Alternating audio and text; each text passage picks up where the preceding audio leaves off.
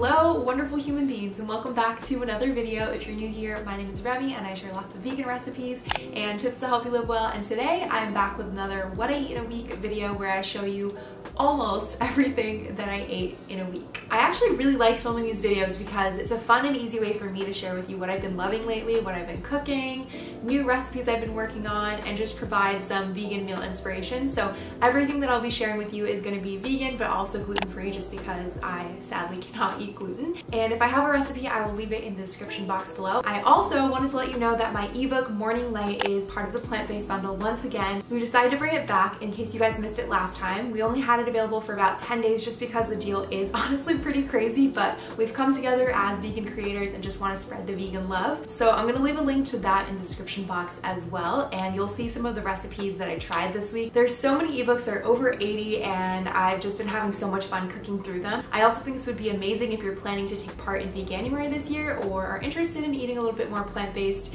in 2021. All right, now let's get into the food, and as always, just a quick disclaimer, this is not by any means supposed to be a meal plan or me recommending what you should eat. This is just what I happen to eat, and a lot of it is just kind of random. It's what I felt like eating, what I happened to eat in a particular week, and I do not count calories, so if you have any questions about that, unfortunately I can't answer because I don't know. But with that said, let's get into the video. Most days I like to start the morning with a cup of tea, usually a matcha latte, and I also take my supplements like my probiotic and B12, a couple of other things. Anyways, on this particular day, I had some vanilla protein oatmeal with blackberries, some super crunchy vegan granola, and then a little spoonful of cashew butter as well. I added some sliced almonds for crunch, and that was breakfast. Oatmeal is always such an easy breakfast go-to, and it's great in the wintertime. I haven't been having as many smoothies as I usually would, so oatmeal has been the go-to lately. For lunch, I was actually filming a recipe video, and I made some herb-crusted tofu. You may have seen this recipe already up on the blog, but it's a really simple and delicious way to enjoy tofu and makes it next level crunchy. So it starts with almonds, gluten-free breadcrumbs, and nutritional yeast with some seasonings like garlic powder and fresh herbs, salt, pepper, you know the drill. Blend it up to create your breadcrumb, and then all you need to do is basically coat your tofu in some kind of gluten-free flour, dip it into a little bit of plant-based milk, and then coat it with the nut mixture that you created. I plated this up and served it with some of my holiday rice and a truffle kale salad. Then a little later in the day, I had a mezcla protein bar. Of course, the matcha is my favorite flavor. It's really, really crunchy and almost just tastes like a candy bar to me, but it's really great, has a decent amount of plant protein in it. And then for dinner, I had a creamy cauliflower and white bean soup. I normally make this with kale, but I didn't have any kale on hand, so I ended up just serving it with some microgreens that I had in the fridge. I also added some of this almond truffle parm that I've been loving from Planta. On Tuesday, I decided to make my salted caramel protein smoothie. This is a recipe from my Morning Light ebook, which you can find as part of the plant-based bundle. And as you can see, it is just so luxuriously thick and creamy, super rich and high in plant protein. It's almost like a milkshake, but it's really good for you and tastes really, really good. I like to top it off with a little bit of date syrup and then flaky salt on top because it just gives it that extra something. And I'm a big fan of salty and sweet, so I love this shake. For the rest of my day, I actually ended up making recipes from my boyfriend's dad. This is a simple lentil dal recipe that I loved and was highly requested, so I made it for the blog and it's coming soon. Then I also made some Indian spiced potatoes. This is another one of his recipes, and it's actually really easy. All you do is fry up your mini potatoes along with shallot, some other seasonings, some mustard seeds, which are key. Those make such a crunchy texture and add a really nice flavor. I also added curry leaves and chili flakes. It's basically just roasted potatoes, but with a little bit of spice, and it's really good. I could not stop eating it, and I actually ate a bunch of them from the pan as I was cooking, but I decided I should make it a meal with some greens and tempeh for dinner. So Wednesday was a really weird day. I didn't know if I would include this day in my video, but I figured I'd keep it real and just share a reminder that it's okay to have off days with your appetite sometimes. There are so many different things that affect and influence our appetite, like activity level, whether or not you made your matcha latte with some spoiled plant milk, which is exactly what happened on this day. I completely lost my appetite after chugging a latte made with some spoiled almond milk.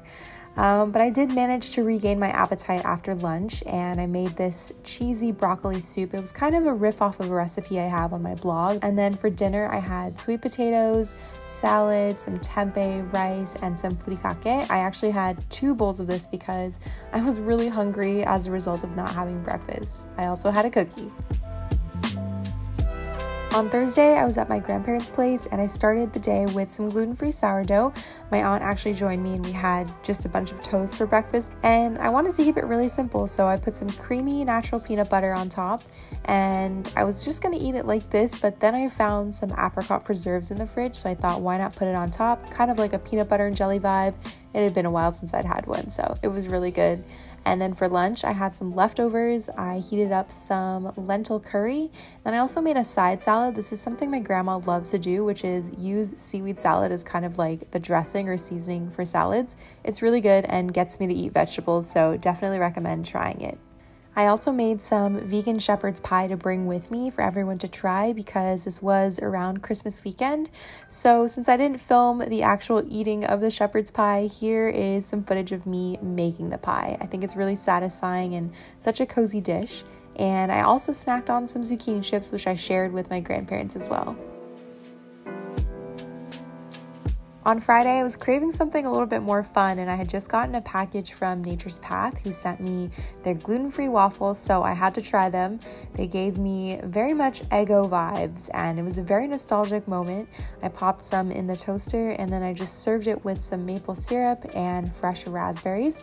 Kept it very simple, but it really hit the spot and had me in my feels for a moment. While cooking my lunch, I decided to snack on a pear because I had timed things kind of poorly and I was really hungry while cooking, which is just my least favorite thing. But for my actual lunch, I decided to make a recipe from the plant-based bundle, and this is from Lauren Toyota's Nothing But Nudes ebook, and it is a simple soba recipe. So it starts with buckwheat soba, and then you add some veggies. She used a bok choy, but I only had sugar snap peas on hand, so I did that with some edamame, a miso tahini sauce, and then sesame seeds to finish. After lunch, I prepped a salad for later in the day. Just thought it'd be nice to have in the fridge ready to go. And I've been having this combo a lot lately. It's one of my favorites. It's a soup, salad, and toast combo. Just kind of gives me diner lunch special vibes, and I love it because you get a little bit of everything, lots of textures, and it's everything I want in a meal. Last but not least, I had some simple Snickers date bites.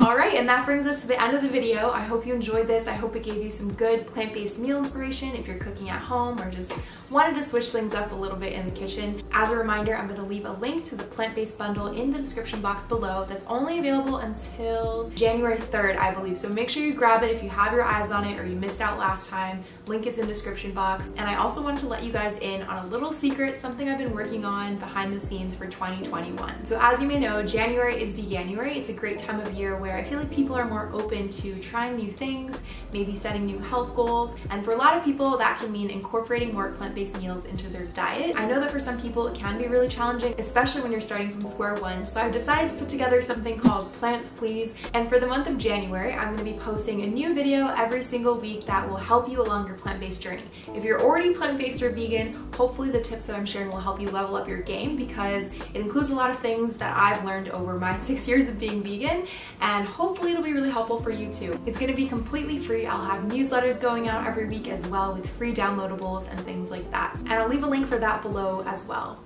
There are a lot of links in this video, but you know where to find them. They're all going to be below in the description box. Anyways, I hope you enjoyed the video. If you did, give it a thumbs up so I know to make more like this, and keep your eyeballs peeled because I'm going to have a lot of videos coming to you in January. See you in another video soon.